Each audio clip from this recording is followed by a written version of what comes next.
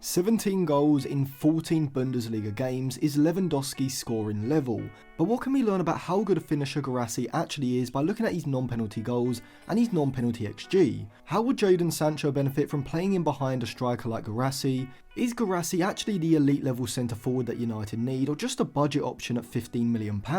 And what Premier League legend, who was also a late bloomer, does Guirassy remind me of? Well, I'll tell you that one straight away. It's Didier Drogba, both in style and in career path. Drogba moved to Chelsea at the start of the 04-05 season, with his crowning moment coming in the 2012 Champions League final, scoring the equaliser and then the winning penalty against Bayern Munich. And you can check out Drogba's retro jerseys from both of those seasons, as well as United's going all the way back to the early 90s. If you use code Atlantis at checkout, you'll get a discount. A link will be in my Instagram bio, which will be linked below. So this is Cyril Guirassy's FB ref report from the past 365 days, when compared against every other forward in Europe's top 5 leagues. And as you can see, he has an absolutely outrageous non-penalty goals and non-penalty XG rate, whilst also overperforming his non-penalty XG by a massive 0.21 per 90. Now, even though this sort of finishing may not be sustainable, the fact that he also ranks so highly for his non-penalty XG does give me huge confidence that he can replicate this goal scoring output, because he isn't just going for a purple patch in terms of his finishing, as you could maybe attribute to someone like Patrick Schick a few seasons ago,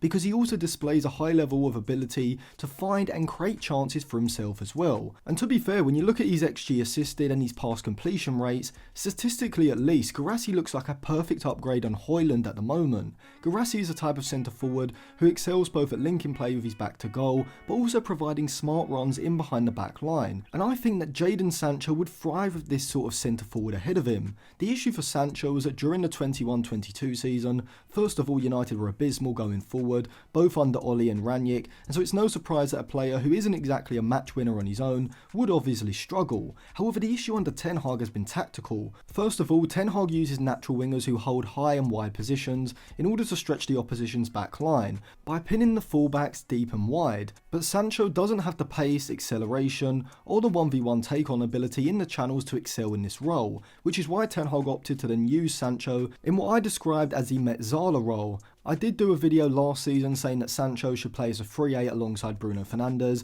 I'll leave that video linked below, and we did see Ten Hag flirt with this idea. However, it became apparent fairly quickly that unlike Bruno Fernandes, Sancho just doesn't have the energy or the work rate out of possession, which is why I think Mason Mount was brought in, having both of those traits in abundance. I think Sancho is a type of player who almost has to be given a free role, which just can't happen when he plays in a midfield three. He has to play from the left or the right, but not as a natural winger sitting high and wide, but as a wide playmaker starting from wide, but as the opposition's midfield line pushes up the pitch, he can then look to drift infield into the space vacated between the lines, from where he can look to receive the ball, turn and drive forward from a central position, with runners ahead, rather than doing so from out wide. Guirassy's ability to either drop deep and link play with his back to goal, whilst also providing runs in behind the back line, would suit Jadon Sancho perfectly, particularly when United transition the attack quickly in their own half. However, this is why I'm bringing in Florian Wirtz to play this exact role. I'd look to recoup around £40 to £50 million for Sancho in total, which probably would have to come from some add-ons if he does play well, and then look to reinvest that in Wirtz, because frankly, not only is Wirtz a better player currently than Sancho, with a much higher ceiling, but he also suits an aggressive pressing system a lot more,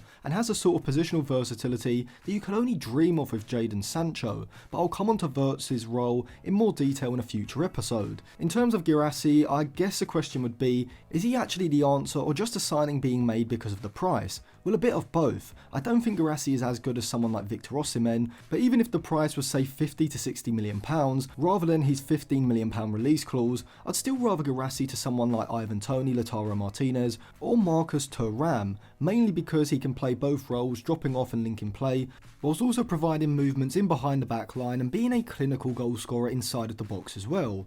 It would still be a bit of a risk given that Guirassy hasn't shown he can do this season after season, but from watching him in previous seasons and looking through his FB ref reports, I think this is a case study of a striker who is a late bloomer, who always had the potential, but needed to refine certain parts of his game, rather than simply being a one-season wonder who's having a purple patch. In Bundesliga terms, he's more of an Edin Dzeko than he is a Graffi, if you know that reference. But of course you can't ignore how appealing the price tag is, because it means that United have extra funds for elsewhere, Whereas if they were to drop, say, £110 million on Victor Osimhen, or even as much as £60 or £70 million on another centre forward, it may mean that one of the other players I suggested United sign, maybe Kamara, Wirtz, Frimpong, Simakan, someone like that, would not be attainable because United have spent so much of the budget on a centre forward. And so overall, even though the price tag is appealing, I am actually signing Guirassy because I do think he can sustain this level. And it's not just his finishing, his overall game is very good as well, and I do think he suits a system that I would be looking to play.